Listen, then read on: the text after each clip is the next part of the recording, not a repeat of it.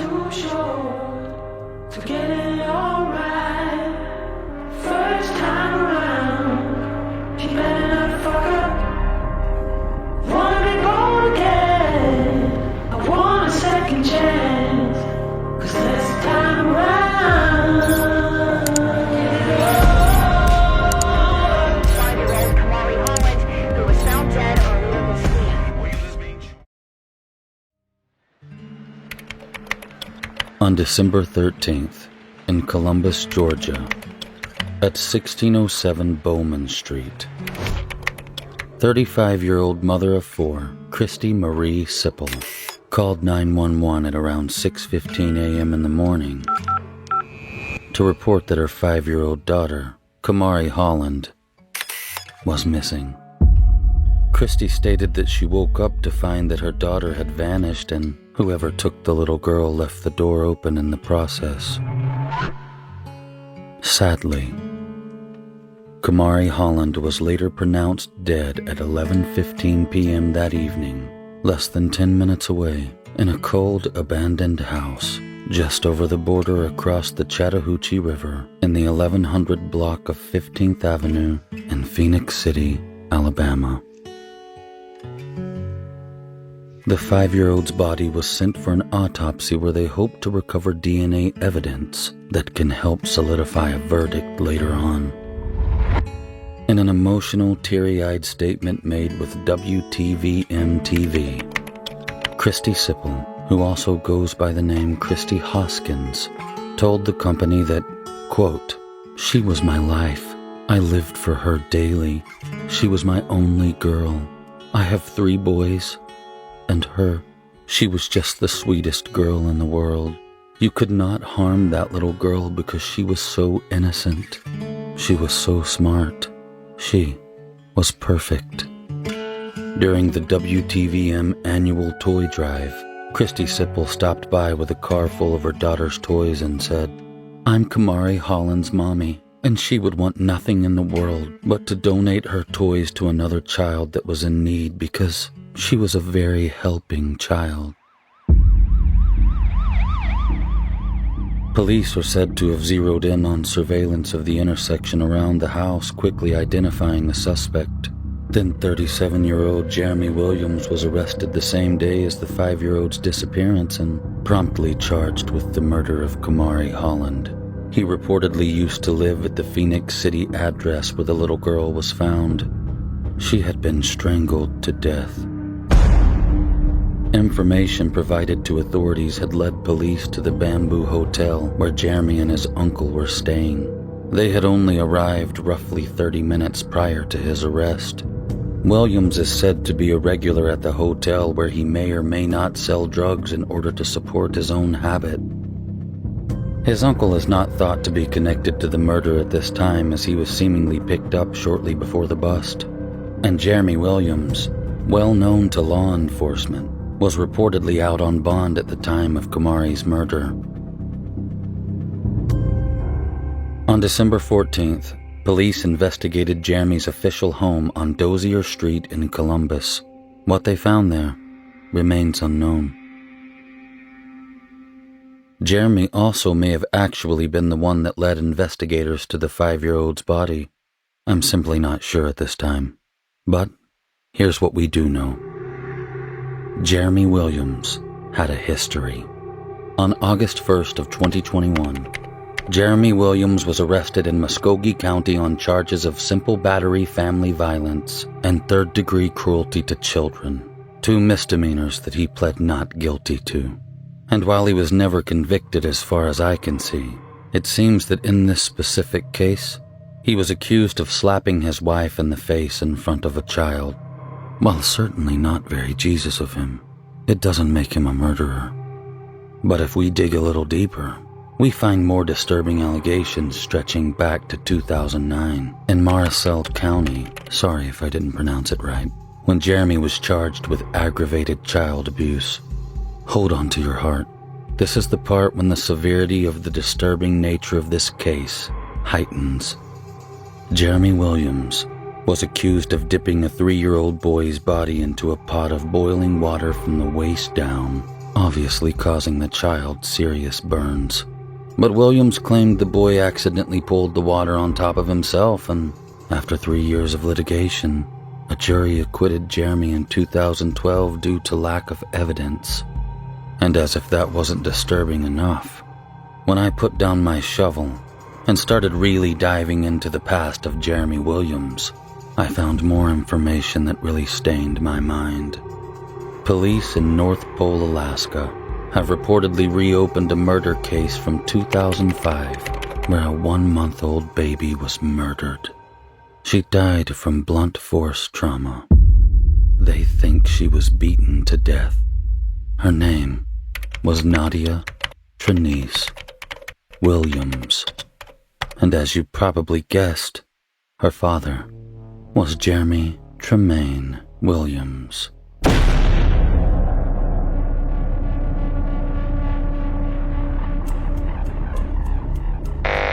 Keeping an eye on Columbus nearly 2 full days after the body of a previously missing 5-year-old was found, authorities returned to the street today where 5-year-old Kamarie Holland was last seen alive. Investigators appeared to be searching a house on Bowman Street in Columbus shortly before 5 o'clock this evening. Several unmarked law enforcement vehicles could be seen at a home on that street. Bowman Street is the area where Kamarie Holland reportedly went missing in the early morning hours of Monday, December 13th. Her body was found later that night at an abandoned house on 15th Avenue in Phoenix City. We're learning new details tonight about the man charged with capital murder in connection with Holland's death. 37-year-old Jeremy Williams has a history of arrests, but no convictions that News 3 could find.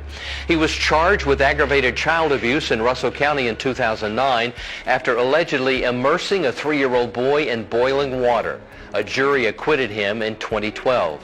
Williams was arrested again this August in Columbus and charged with simple battery and third-degree cruelty to children. A police report alleges a minor child witnessed Williams slap his wife in the face. Williams entered a not guilty plea in state court just last week. At a news conference yesterday, Russell County Sheriff Heath Taylor said Williams was also the suspect in the death of a 1-year-old in Alaska, but he was never charged in connection with that death. There are ongoing investigations into Holland's murder in Columbus and in Russell County. Yesterday, Sheriff Taylor said he will not rule out additional charges. There are address links to Jeremy in Alaska at the Eielson Air Force Base, where Jeremy is said to have lived with Nadia's mother while she worked on the base. Jeremy was originally considered a suspect in the case, but investigators couldn't find enough evidence to convict him. So the case of 1-month-old Nadia Williams went cold. Until now. Furthering severe allegations towards Jeremy Williams, a police incident report obtained by News Leader 9 states that a 31-year-old unidentified female claims Jeremy Williams sodomized her the night before Kamarie Holland's body was discovered in Phoenix City. We start tonight with breaking news. We're learning disturbing new details about a new sexual assault case involving the man accused of killing a 5-year-old Phoenix City girl. Now, according to a Columbus police incident report obtained by News Leader 9, a 31-year-old woman claims Jeremy Williams sodomized her the night before Kamarie Holland's body was found. The woman told police it happened at Williams' home on Dozier Street on December 12th. According to the report, Williams called the adult victim by Kamarie's name during the assault and told her he had taught a 5-year-old how to have oral sex. The following day, Kamarie's mother reported her missing. She was found that night in a vacant home previously occupied by Williams. The unidentified woman claims the assault took place at Williams' home on Dozier Street on December 12th. She says she ended up at the accused man's house after having an argument with her boyfriend. With nowhere to go, she reached out to a friend who put her in touch with Jeremy. But while in his house, she started to get an uneasy feeling about him. But when she tried to leave, Williams allegedly blocked the door with a deep freezer before grabbing the woman from behind and forcing her to perform sexual acts on him. Bizarrely, she claims Williams called her Kamarie's name during the attack and confessed to her that he taught the 5-year-old how to perform oral sex. My blood's boiling. The victim explains in the report that the only way she could escape was to tell Williams where he could obtain drugs. Williams left the house with the victim and went to the store where Jeremy allowed her to use the bathroom, but he made her leave behind her phone and belongings first. Luckily for her, she had a second phone on her that she used to call for help while she locked herself in the bathroom. She remained inside until Williams left the area. So how on earth could someone like Jeremy Williams gain access to another child? How was he able to set his sights on 5-year-old Kamarie Holland?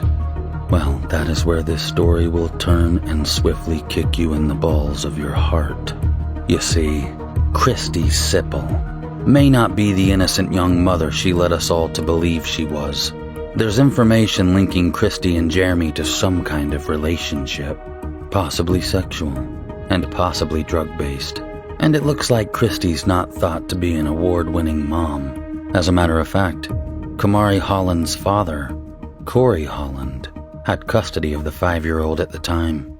Christy reportedly only saw her on the weekends, and that was supposed to be supervised. She also previously went to court to be charged with abuse of a fetus for allegedly taking drugs while pregnant with her youngest son. Due to health reasons and COVID, this separate court case has reportedly been postponed until later this year. But I also read that Sipple is facing a failure to appear charge for a felony case regarding the chemical endangerment of a child back in 2018. I'm not sure if this is the same case or not, but I thought it was worth noting. I'm Kamarie Holland's mommy, and she wouldn't want nothing in the world but to donate her choice to another little child that was in need because she was a very healthy child. Oh, she looked like such a sweet girl. She was a very sweet child. She was beautiful. Sweet soul. Thank you. And this is, I seen this and I touched my heart, so I stopped. That's what she was, mommy. Let's help that, mommy. She's like that. She's like that. We were at the gas station one time and we seen a family out there and one of the little girls didn't have shoes on and she said, Mommy, we can help them, Mommy, because I have so many pair of shoes at home, Mommy. Let's give them my shoes, Mommy. And of course we gave them her shoes because she's that caring. She had a heart. She had a spirit that she's been here before, and she was a blessing. She is a blessing. How are you coping? I'm coping. I'm making it. The media's making me look like I'm an evil person, but I'm not. I'm a mommy, and I did not have nothing to do with this. She was my life. I lived for her daily. She was my only girl. I had 3 boys and her. Was she your youngest? She was my, no, I have one more under her. I have my son under her. And it's hard. It's hard. I don't know if I'm coming or I'm going, but I'm doing it for her. Do you have any support? Do you have people on your side? Someone's helping you? Ain't nobody on my side. They didn't even tell me about the balloon release today. They haven't even mentioned her funeral or nothing. So will you get to decide that, or? I don't think so. I think that's all Dad. Dad had custody of her. Okay. But you know what? I have my peace with her, and she's here in my heart, and that's all that matters. Yes, you're absolutely right. I can't even fathom what you might be going through, but please know that our hearts and prayers are with you. And I know just at the station, we cover all kinds of news, but for whatever reason, just because of what happened, it has really hit hard for a lot of people. And that's all you see over social media is her face. She was so loved. She was so loved. Now she lived in Phoenix City. Yes, she lived with Dad in Phoenix City, and she was with me. That Sunday I picked her up, and he prayed on her. I can't really talk about it. There's a gag order. So. Okay, and we're not going to try to ask you to talk about that. Is her school doing anything? I'm not sure. She was in school for literally 3 weeks and then got kicked out because of coronavirus. Somebody tested positive in class. So we decided not to send her back. But she was so smart. She was just learning how to spell her name. She'd see a K somewhere. She's like, Mom, that's K-A-M-A-R-I-E. She was the best little girl ever. So I understand she wanted to. I read somewhere A that princess. She wanted to be a princess. You couldn't tell her nothing. All my makeup ruined, but she wanted to be a princess. She can have it. She can definitely be it. What would you want viewers to know about your daughter? She was just the sweetest girl in the world. You couldn't, oh God, you couldn't harm her. She was just sweet. Like, you could not harm that little girl because she's so innocent, so smart. She was fantastic. She was perfect. Well, my heart aches for you. And please know our prayers are with you. I know Tony gave you her card. Yes, I dropped off some presents and I still have some more that I will bring because that's what she would want. So that's Definitely very what sweet she of would you. want. And is there anything that you want to say to our viewers about? Life's short, definitely. Keep your loved ones close. You never know when it's going to be the end. And I'm innocent. I had nothing to do with my daughter's disappearance or murder. I would never. She was my life. Of course she was. She's your baby girl. Exactly. Like, whoever could do that is just disturbing. Very sick in the head. All right, Thank you. Thank you so much. No. You like me. You like We, at this point, we believe that the mother and the offender did have a relationship, not from a dating perspective, but did know each other. The mother has been spoke to. We're going to speak to her again. I don't know how she's going to turn out, to be honest with you. She may be perfectly fine. She may not be. But that's just part of the investigation. On December 28th, Christy was arrested at the Circle K on Victory Drive at around 1 p.m. with the help of federal agents. And get ready for that heart ball kick, because here it comes. According to recent court records, Christy Sipple and Jeremy Williams came to an agreement to sell or rent out Kamarie for sexual abuse means. The exact amount the child was sold for, to my knowledge, has not been disclosed. But the judges presiding over the case have extended a gag order in all directions. So what you hear in this video will more than likely be all the information we'll get for a while.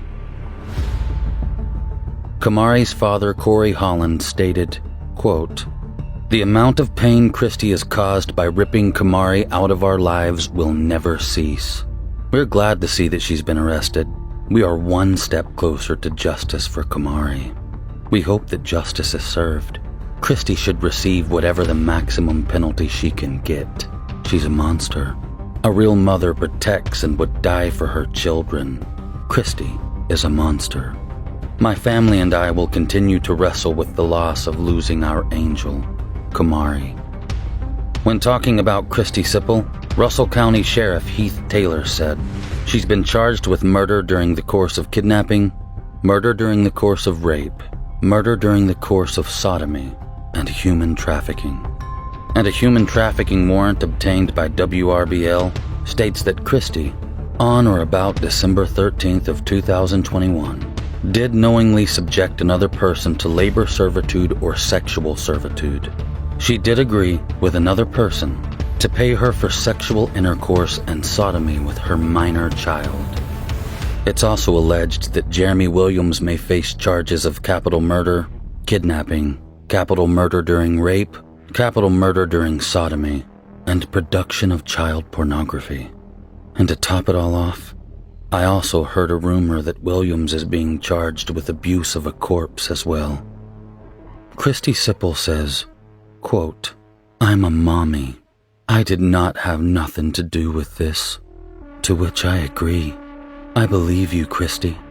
I believe that you in fact didn't have nothing to do with what happened to your innocent daughter. And while innocent until proven guilty, and that's something I truly believe in, I also believe that you and Jeremy will be convicted in a court of law where you'll face the possibility of execution, something I think you both will enjoy. I know I will.